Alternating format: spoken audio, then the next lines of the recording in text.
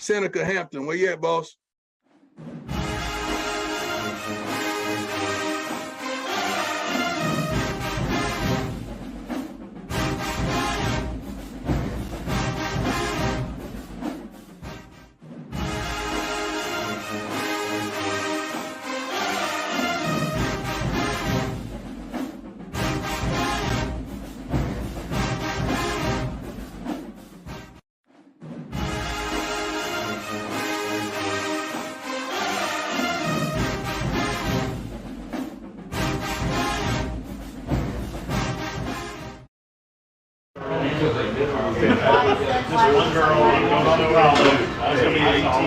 Testing, one.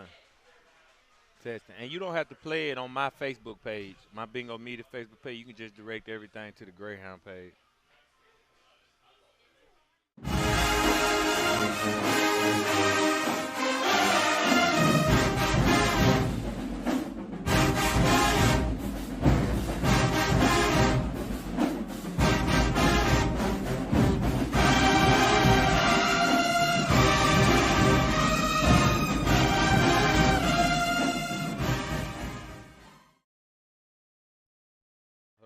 Let me mute that. All right, we live. Are we live? All right, good evening, Greyhound Nation. Welcome to the Big Game Breakdown, live from Knuckleheads, the proud sponsor and the home of Greyhounds all season long. And tonight's show is powered by Singing River Connect Fiber Internet, the fastest internet on the coast. It's also pizza and a podcast night, brought to you by Papa John's.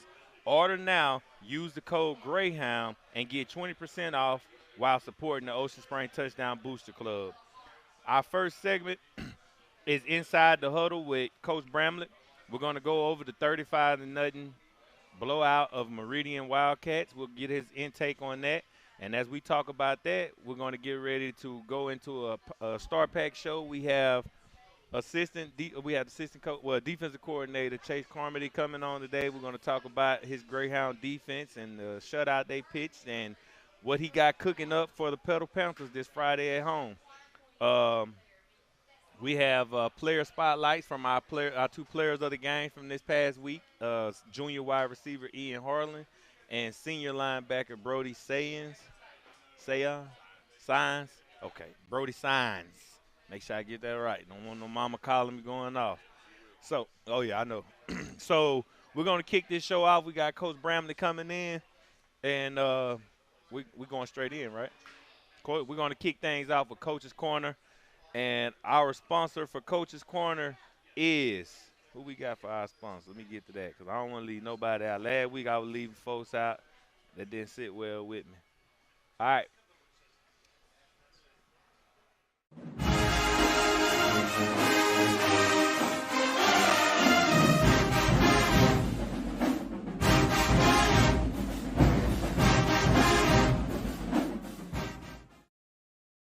Football, go to Unique Collision.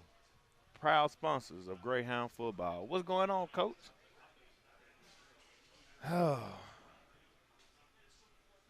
While Coach Bramlett get his head set together, we're going to get the show right. Everybody good out there tonight? Okay.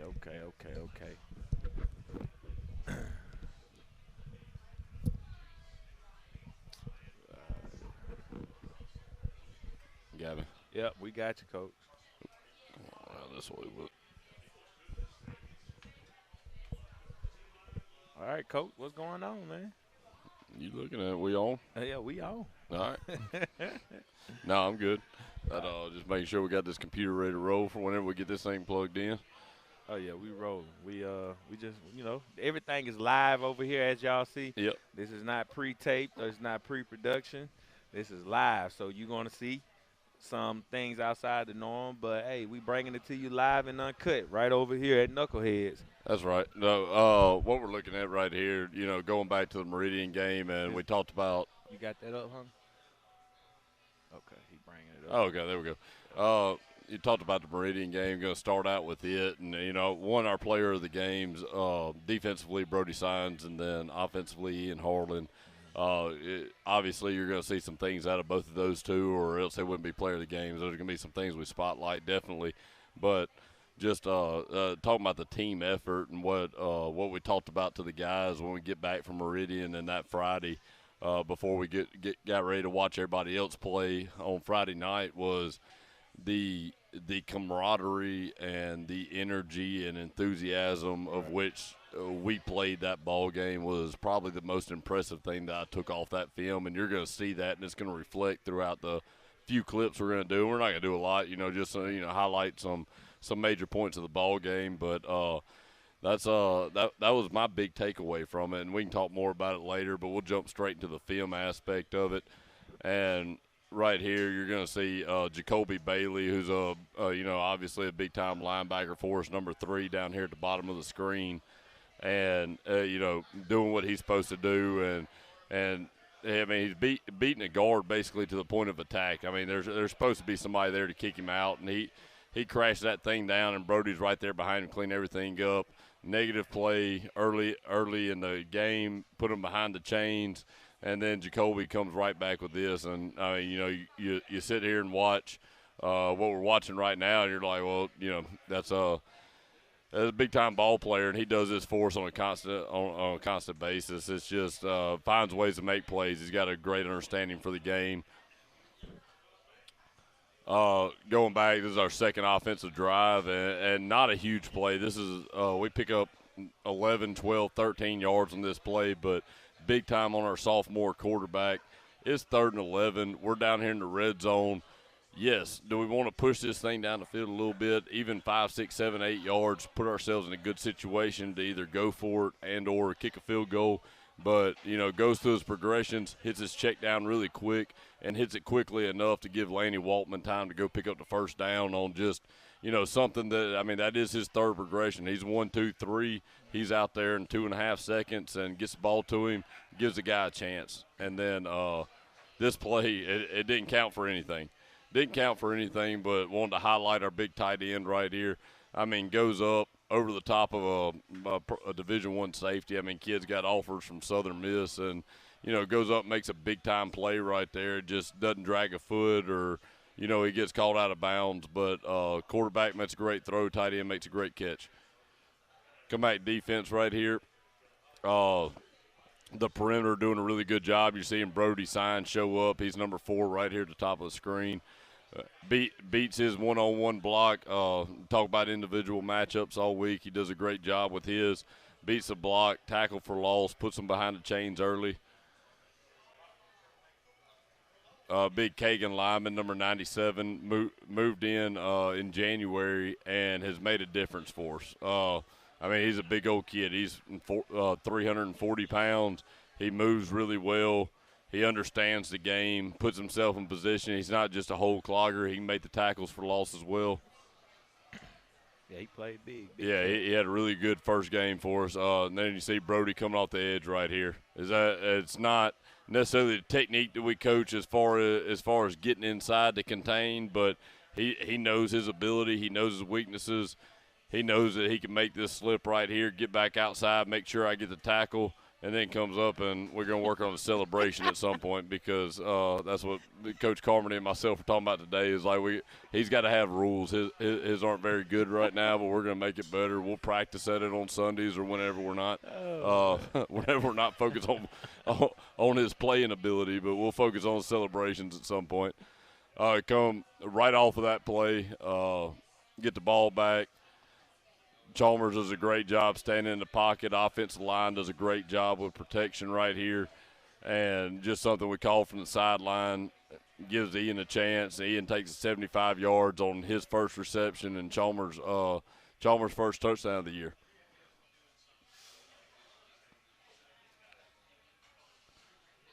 That D was biting all night. Yeah, they're flying to the ball. I really want to put this play on here. Sophomore Bryson Hathorn. He had a rough first quarter. It's his first game getting varsity reps. Didn't play a jamboree or anything, but he does a great job getting to the football. He had some issues getting people down early in the game, but he overcame those. did a great job getting to the football right here. He plays an elite speed, and he's going to be a really good linebacker for us in the future. And He look like me back there. I had a couple people laying on the ground back in the back end. Then come back. I wanted to highlight this play. This was an incompletion, but a play where our transfer in Solomon Baggett did a great job of, and we highlighted it during the week, of protecting the quarterback, protecting him at all costs. We're going against a defense who did some things you don't see every week. Yeah, it's unorthodox. They may bring 2 or 3 people off the same edge.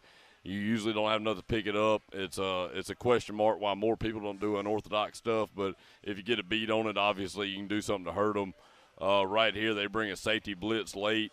The running back to the side that's supposed to be picking up the safety does not see it, and Solomon does an exceptional job of exploding into him just to keep his quarterback on his feet. That's all it was. He didn't get a big piece of him, but it was a chance where somebody could have got a free shot at our quarterback, and running back's doing a great job of just keeping his head on a swivel, making sure he gets a piece of him, and wanted to highlight that play for him.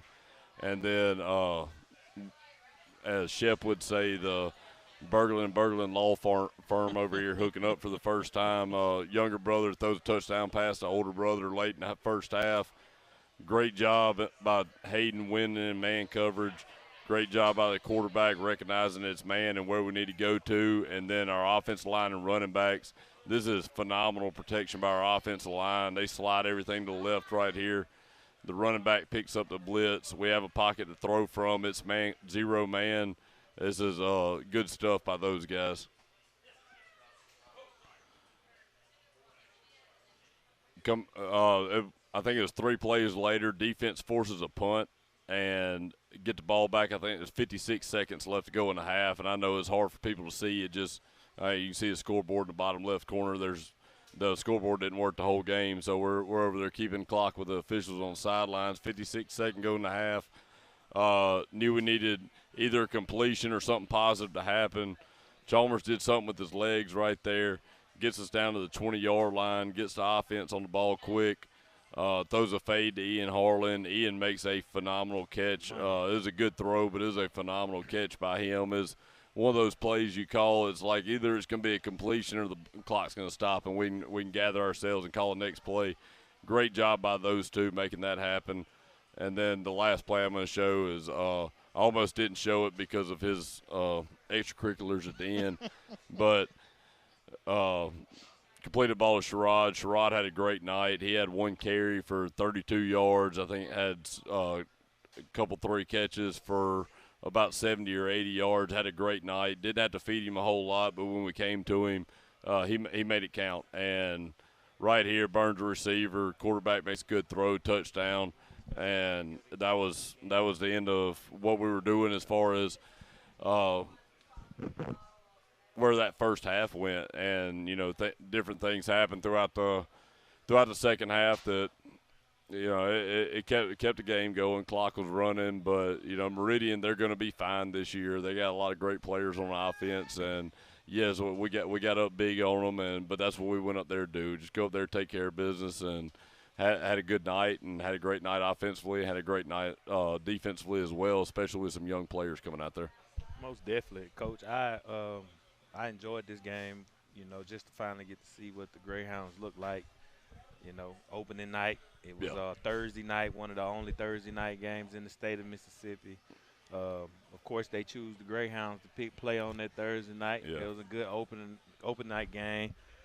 Playing on that beautiful field at Ray Stadium. Yeah, Ray Stadium is a beautiful stadium. It is a beautiful stadium. I wish there was a stadium somewhere centrally located that we could play a state championship type game at. I mean, it holds 15,000 people. Yeah. Whether you think you like blue turf or you like green turf, whatever the case is, the venue is beautiful. It is. It's sitting out in the hole. It's an old school type of stadium.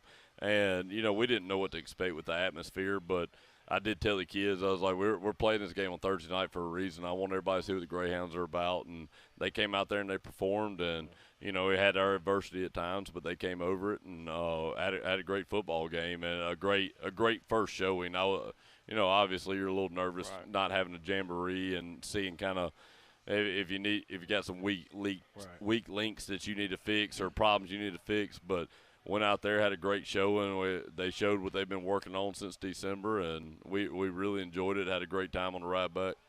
Well, man, let's go into our keys of the game, the questions that we have, and this is presented by the Garage.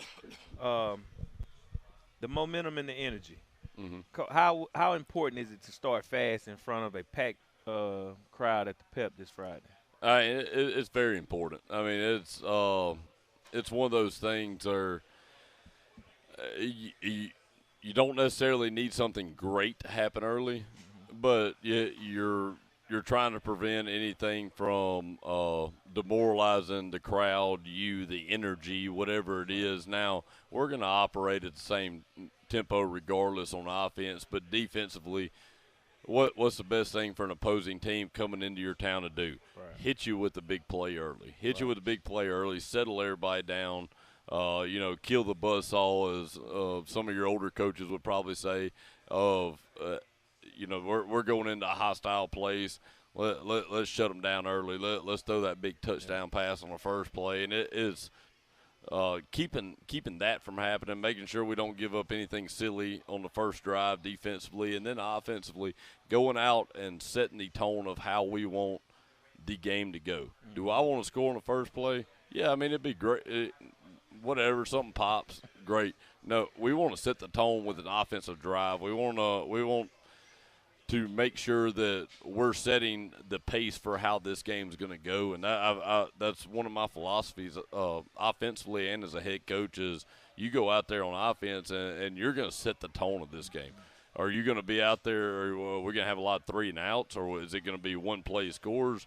No, I want to go out there and have 6, 8, 9, 12 play drives and make you work for it and show that we're consistent enough and we've been prepared enough to sit there and do 10, 12, 8 play, whatever it is, sustain a long high school drive and then put it in the end zone at the end. Make sure we come up with points. End every drive with a kick, and that's what we work on week to week. But that's kind of what we feel like. Our first home game, we need to go out there and set the tone on offense, and then defensively make sure we don't give up anything silly in the first drive. Go out there and play like we play, and good things are going to happen. Most definitely. Yeah, basically was my next question. What the offensive execution was going to be like. What's the key for our offense to keep the rhythm we had last week rolling into a tougher opponent like Pedal, but you pretty much just answered that and the offensive line play is huge. We protect our quarterback. We keep him on his feet. That does good things for us. We control the trenches. We run the ball. We give Lanny Waltman and Solomon and Santiago and those guys a chance to get going. And that's going to be a key to victory every week for us as a football team is control the line of scrimmage. And those guys did a really good job of it this past Thursday. And we expect a lot more out of them on Friday. And they're going to be going up against a defensive line that has at least 2 kids with Division I offers, if not more than that. I just know for sure of 2, and a kid in the middle who's committed or offered by Texas, one of the 2, but really good football players, and it's a big time challenge for these guys. They're gonna have a huge hill to climb in front of them, and it's going to be a little bit tougher than last week, but that's part of playing 7A football is you want that competition and you want those type of teams to come in and challenge you early and let you know where you stand and then what you need to work on to get to this point you want to get to. Oh, definitely. Defense. Let's flip the defense. Yeah. The defensive discipline. Pedal is known for being physical. Yep.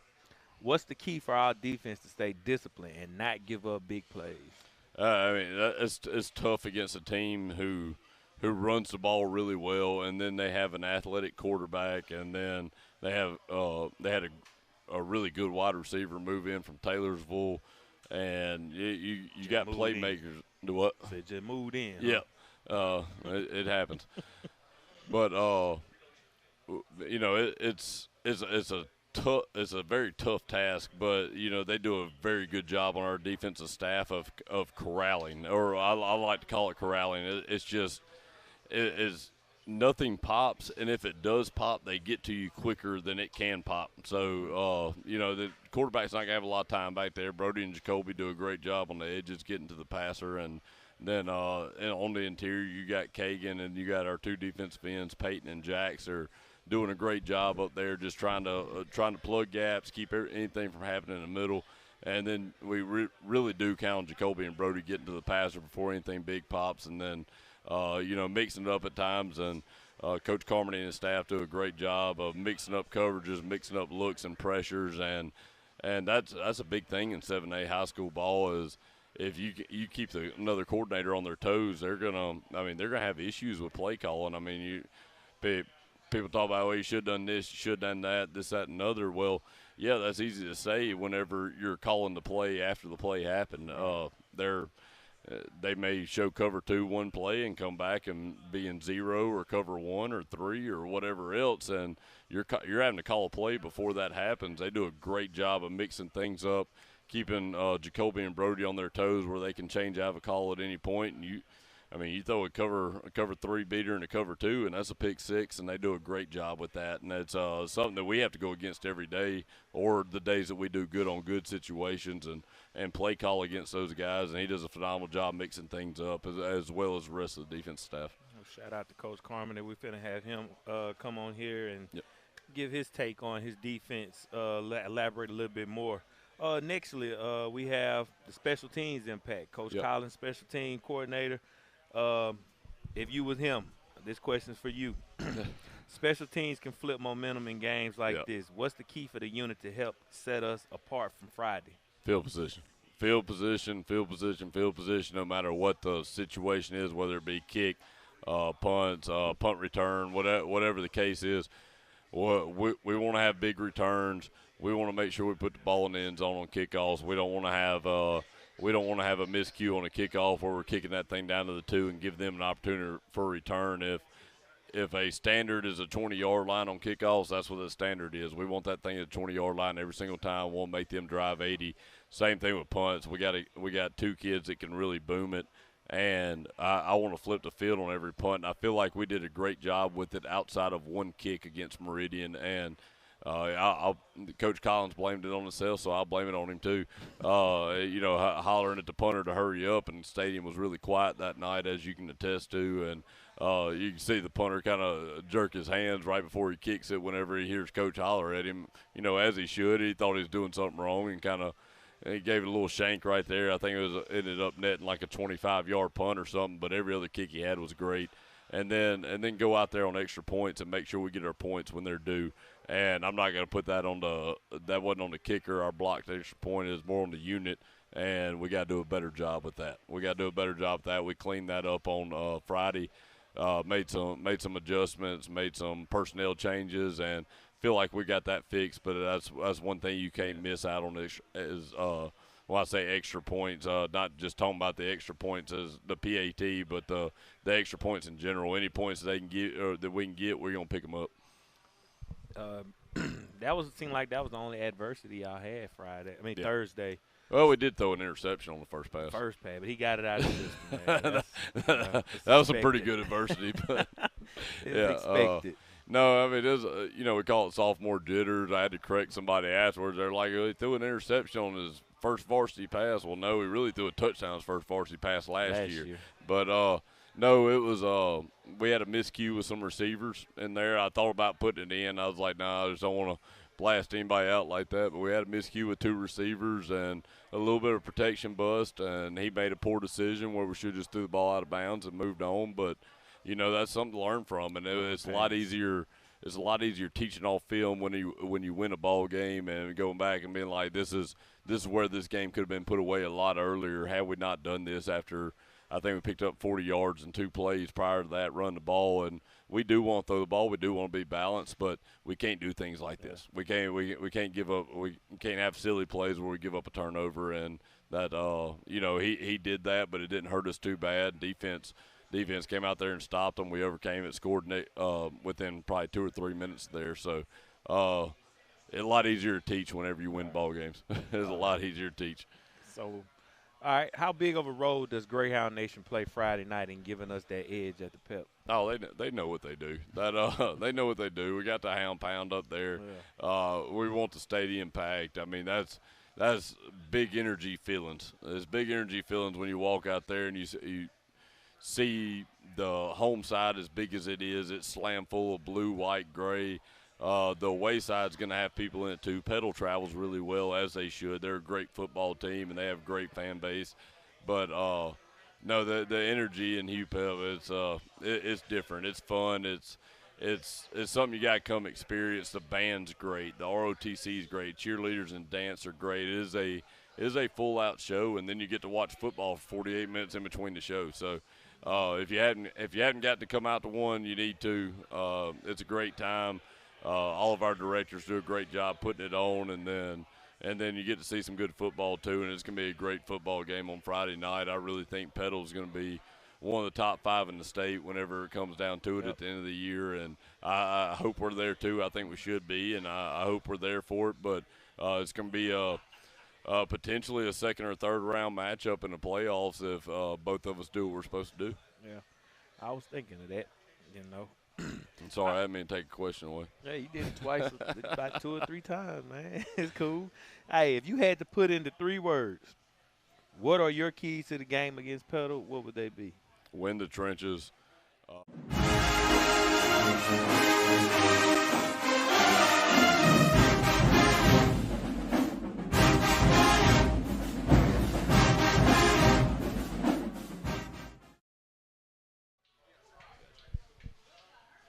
So winning the line of scrimmage, obviously, control the trenches offensively and defensively.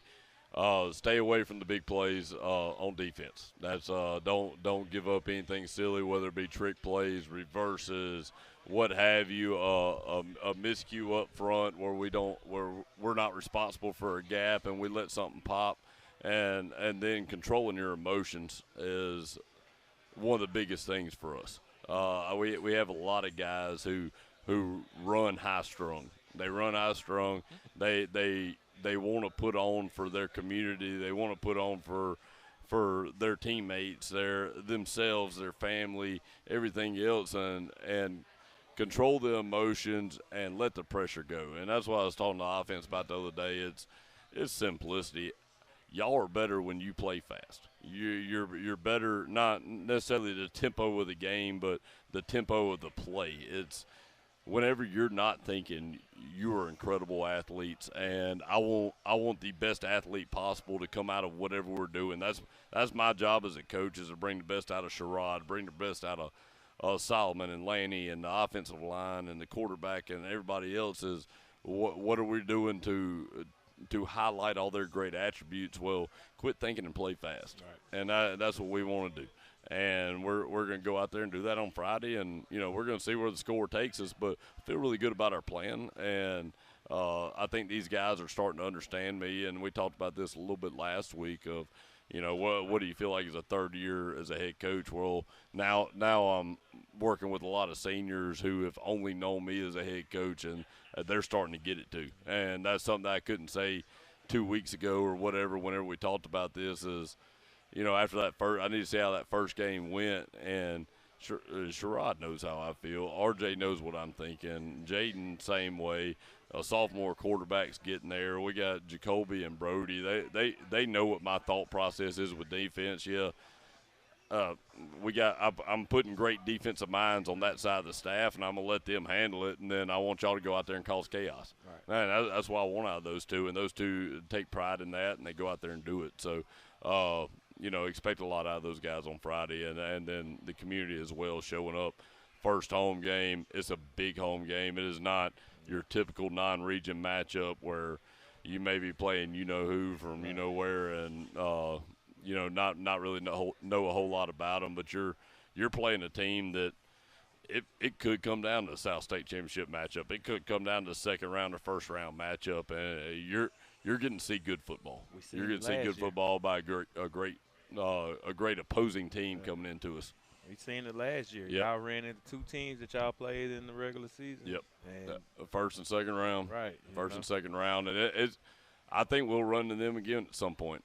When, I don't know, but I do think we'll run into them again. But this will be a great test. You know, it was great for those guys last year, even coming out of Oak Grove with the loss that you felt like you were the better team and kind of got hosed at one point in the ball game, and then Northwest Rankin where you felt like you were the better team and you let yourself down. You didn't get hosed at any point. That was on us, and they knew that going into the playoffs, and I think it changed the ball game a little bit for those teams coming in. That it's like, all right, well, we beat these guys before, we can do it again. No, these guys are sitting over here thinking like, we gave you that one. We gave you that one. It ain't happening twice. Coach, appreciate the insight. Yep. Fans, you heard it. The keys to a Greyhound win this Fridays are set. Now it's time for the Greyhound Nation to pack the pep and bring that energy this Friday night. Absolutely. We're going to take a quick commercial break, and when we come back, we're going to go into our player spotlight, and we're going to talk to our two players of the week, Ian Harlan and Brody Sines. We'll be right back.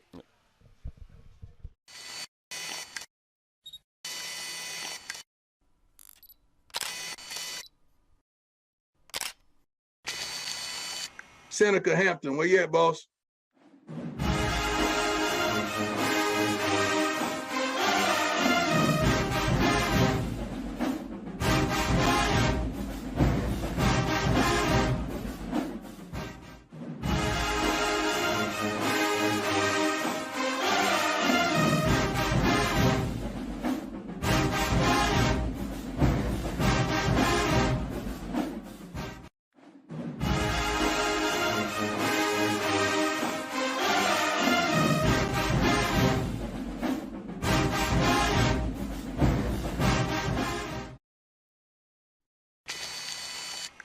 Seneca Hampton, where you at, boss? Jake Bramlett with Bingo Media, here with Brody Sines and Ian Harlan. I just wanted to ask y'all first, big win last Thursday. How important was it for y'all to set a tone this early? Well, I think the first game definitely is the biggest games in terms of how well of a team you guys are. And you can always get better, but just that first game is the most important. It gives everyone a look to see how serious of a team you really are. Yeah, I'd say the same thing, leaving a footprint. And I'd say a lot of people talking on Facebook, talking about how we're not the same Ocean Springs, but we left a statement on the first game against Meridian. So what was one thing each of y'all noticed that stood out from that game? Like y'all really showed well? I definitely feel like our offense, from a defensive standpoint, our offense really showed out. I feel like I was definitely wowed by their performance. And then with the defensive side of the ball, not being biased, I feel like our linebacker play has gotten a lot better compared to last year. And like all guys up front, even Bryson, he's a sophomore, like we all played like, we've been on the field before. So I thought it was really solid performance by both sides of the ball. Yeah, I'd say the energy was great, especially all of us wanting, blocking the best we can for our teammates and wanting and seeing our other players and other teammates succeed. I say all the energy was good and high. No one was down talking about something. They didn't get the ball or nothing. Everyone's happy for each other. So Brody, you were flying around on defense. What was the key to slowing that offense down all night? I just felt like I had to read my keys, their H-back. Same thing with Petal. It's going to be the same thing. Just making sure you read the right man. He's always going to take you to the ball. Just doing my job, what I got to do. That was for you. So what does it mean personally to be called Defensive Player of the Game? Well, tell what you said. It's not really like something I go for. It's really just, play how I'm supposed to play. And if it means getting Defensive Player of the Week, I can always be better. So, yeah. You'd rather the whole defense get it? Man, whatever it takes to win state. I got you. So what's one message you want to send to the younger guys? Just always come to practice, even if you don't play. Like some people, not everyone's going to play when they're a sophomore, but you just got to watch the older guys. It helps a lot. It's basically just like watching film in real life. All right, so Ian, you had some huge catches on Thursday. Mm-hmm. What was going through your mind on those plays? Ooh, I was happy, especially on my birthday. Yeah. I told a lot of people I was going to get at least 3. And shoot, 2-point count touchdown to me. But I'd say I had fun, good time. It was a good game. And I loved our good energy. So how have you been preparing in practice for moments like this? Playing every rep like it's a game. Every rep. So as a junior, how do you see your role growing even more? I'd say last year I was kind of like in the background, kind of behind Bryson, Nolan, and Chop. But I say this year I took a big step to being a leader. All right. So I got one more question for both of y'all. What's the mindset going into next week? Always got to be locked in. I mean, no matter what team it is, like Meridian, we knew we were going to beat them, but it's always just the mindset, being locked in on field, don't ever mess around. Some guys like to mess around. You can't be that guy. 1-0. 1-0 every week. 1-0. All right. This is Chase Spring with Brody Signs and Ian Harlan signing off.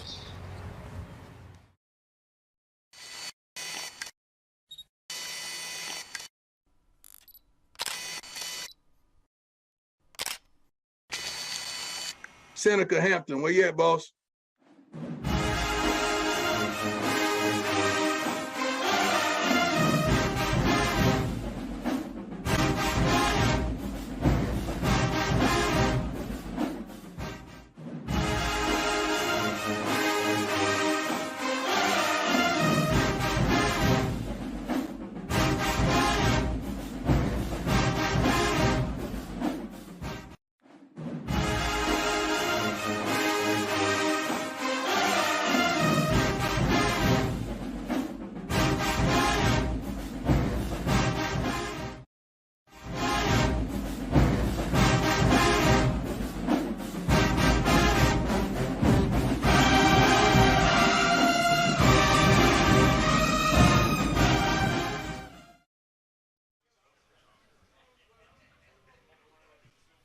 All right, Greyhound Nation, we are back, and it's time for our coaching spotlight, brought to you by Unique Collision. When life hits you hard, they'll get you back in the game.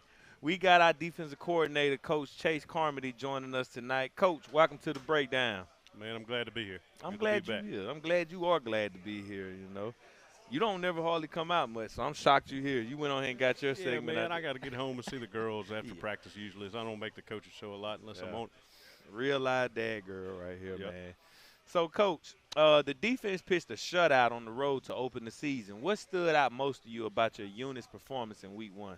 I think the biggest thing was the effort and the way we ran to the ball. Yeah. We weren't perfect on execution or fitting our gaps. We made mistakes, but the way we ran to the ball, they had a big play, we got them down, then we could rally, and we ended up pitching a shutout, and that does not happen without great effort and a little bit of good execution. Players flying around. Somebody you just see 3, 4, 22, 5. Man, they was all over the field. Yeah, man. It's good when you watch film and at the end of the clip when you're trying to when you're doing stats on Saturday, who made the tackle, and it's hard to figure it out because you got 11 people right there. They swarming. They were swarming. We seen guys like senior linebacker Brody Signs really step up. Who else on the side of the ball is setting the tone early this year, besides Jacoby Bailey also? Brody's done great. Jacoby is the other outside linebacker we got, and they do good. They kind of feed off each other, compete with each other on who's going to be who's going to have the best game every week. Up front, Kagan Lyman at nose has done a great job. Aiden Watson in the secondary. He was coming down sticking folks last week. Yes, he was, man. I'm telling you, man, go look at the tape. You're going to see 3, 4, 5, 6. They're always around the ball. They were swarming. All right, so even in a 35-0 win, coaches always find things to clean up. What corrections did you focus on after watching the game? I mean, there was a lot. It was maybe D-line getting out of their gaps or something and messing linebackers up, or a linebacker making a wrong read, a DB not communicating with somebody pre-snap. So there was a lot. Even though it looks like you played great, shutting somebody out, there was a lot of stuff that did not go right. But we made up for it with hustle. So there was a lot of teacher moments on tape. Most definitely. for the pedal review, the big matchup this week, the big game this week. All right. Now looking ahead, Pedal comes in as a physical 7-8 powerhouse. What makes their offense such a challenge for the defense? Well, they're well coached and they're physical and they want to run the ball. That's their thing. They're going to try to run the ball to win. Run the ball, and then you get your linebacker safety sucking up. They're going to try to hit you. It'll be a big challenge for us because we're a little undersized up front. Besides our nose, Kagan's pretty big, but our ends are pretty small. So they've got a big task. Can they go in there? Can they over and over again stuff those double teams, make the ball bounce to our linebackers, let them make plays? So we got our work cut out for us. Yeah. I seen Big Kagan. I'm watching the film. That joker was in the backfield. Yeah, he is, especially early. We got to get his endurance up a little bit. He got a little gas. Yeah, got back to that wide stance, right? And just holding his own. Just trying to keep himself But going. when he's coming off the ball, he's pretty good. He's a young kid, so he got some time to grow and develop, man. And he was a big addition for you guys this year. Yep. So what are the keys for you guys to slow down Pedal Friday night? Stop the run, like we just talked about. I mean, that's one. If they're going to beat us, if they start getting luck passing on us, we'll adjust. But we've got to take away the run to start with because they're going to run power, hit you a counter, hit you a stretch. They like to run the ball. Right. Yeah, they find creative ways to run too. Yep. So, Coach, how much does playing in front of a packed crowd at the Pep help your defense feed off their energy? The kids feed off of it for sure. You can tell the difference in their energy. At home with the student section and the band, the full band there. We had a great group, that pep band that traveled to us with Meridian last week. But when you get that full Greyhound band there and you get all the student sections and the full crowd, those kids feed off of it for sure. Yeah.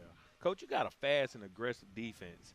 How important is conditioning and depth when facing a team like Pedal that wants to wear you down physically? It is, especially up front. And you were out at practice today, and I was trying to challenge those guys to run to the ball. Like, we can get our conditioning in practice, or we can run after. It's up to you.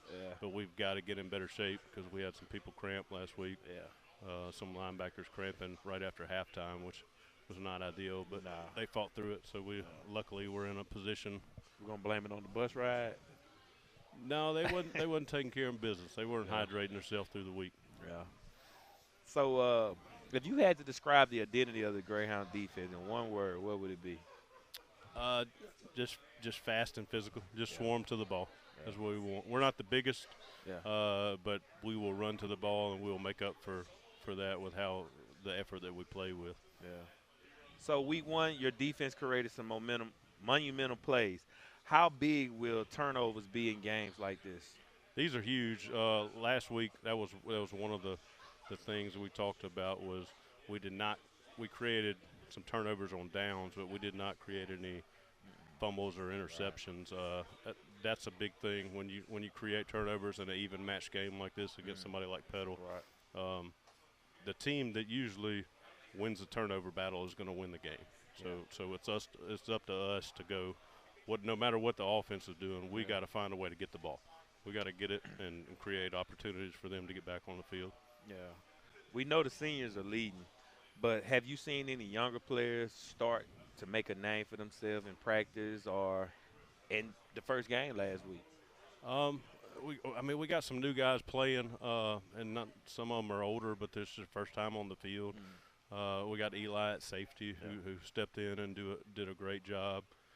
Jax Westbrook and Peyton Jones at defensive ends, they came in. That's their first. Jax played a little end last year and got some action in some games, but Peyton was a guy that was at linebacker and was kind of we got a lot of people at linebacker, and I said if you want to play, this is your best shot. Drop down the end, and he's done that with Cannon being out, and gave him a chance to play.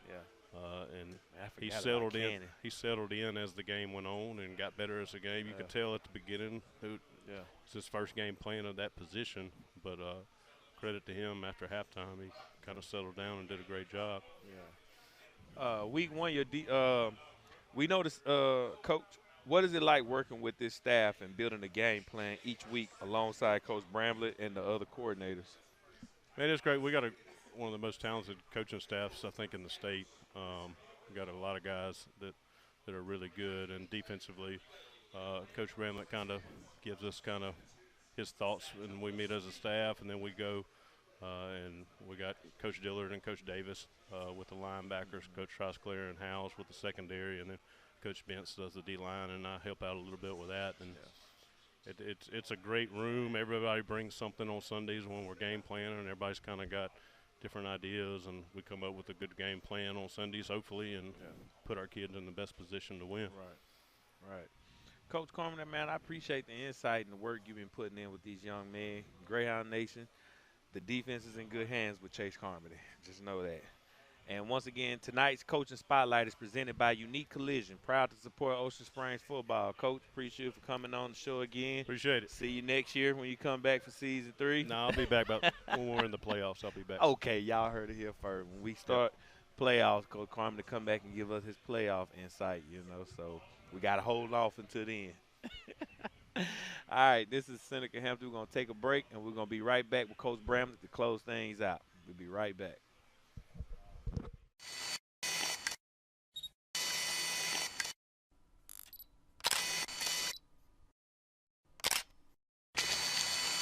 Seneca Hampton, where you at, boss?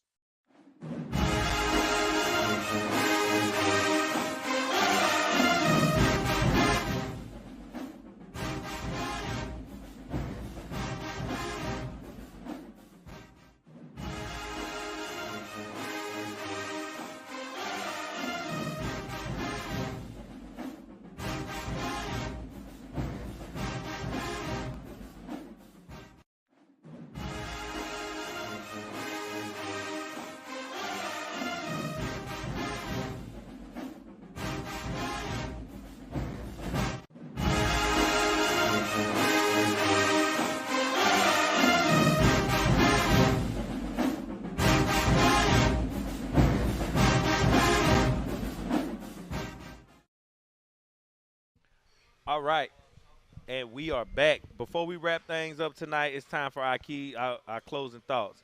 Brought to you by The Garage, proud sponsors of the Greyhound football and keeping the team tuned up all season long. And who better to close it out than the man leading the charge, head coach Jake Bramlett. Coach, let's talk about this Friday one last time, and let's close it out.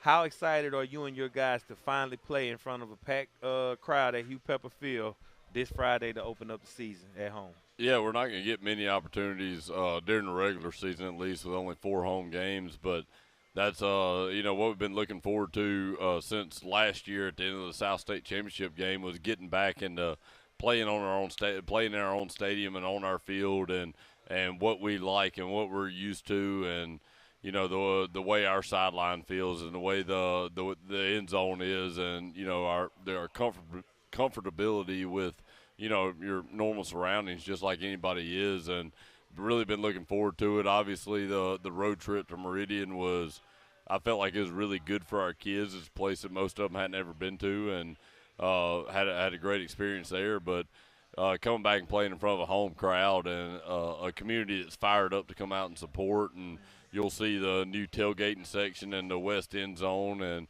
you'll see some different things going on the sideline. You'll see all y'all running around with y'all's media vest on and doing y'all's thing, and it's gonna be a fun time, man. It's gonna be a really good atmosphere. It's gonna be great for these football players. It's gonna be a time that you walk out for pregame, and that's something that I really try to soak in for myself is every time I walk out to a pregame, that feeling when you walk out on the field of, this place is empty, and in 30 minutes it's going to be slam full. Yeah. And you enjoy those 10 minutes of just the music playing and your guys getting loose, and then the next time you come out, it's going to be full and it's going to be popping and it's going to be ready to rock. Oh, yeah. Student section going to be crunk. Oh, yeah. They've already asked me for all my speakers for the game. It's going to be nice, man. Hey, them things are loud. They are loud. They're loud. That's why I was just telling the guys over here is I need a new playlist. Our last DJ, he failed us. So we're coming up with a new practice playlist over there. And but, yeah, those speakers are loud. Big thanks to the OS Touchdown Booster Club for providing those. But we want these guys to enjoy practice. We want them to have a vibe at practice, an energy at practice. I don't want it to be dead. I mean, you know, if we're having some issues and we're having some focus problems, then yeah, we'll cut the music off. But yeah, I want there to be good energy at practice. I want those guys to be loose and be feeling themselves a little bit. Most definitely. All right, Coach Bramlett, thank you for closing us out. Greyhound Nation, you heard it. Yep. This Friday night at Hugh Pepper Field. Expecting big things. That's it. Ocean Springs versus Petal. This is a big game right here. You don't want to miss it. And huge thank you to all our sponsors, Singing River Connect Fiber Internet, Unique Collision, Glory Bound, Lady May, The Garage, and tonight's event is sponsored Papa John's, plus our home every Thursday night, Knuckleheads. Order your pizza with the code while you still got a chance, Greyhound, to support the Booster Club, the OS Booster Club, and we'll see you under the lights Friday night. Until next week, stay all in and be remembered. His words, not mine. Appreciate it. And it's me signing out. See y'all next week. All right. All right.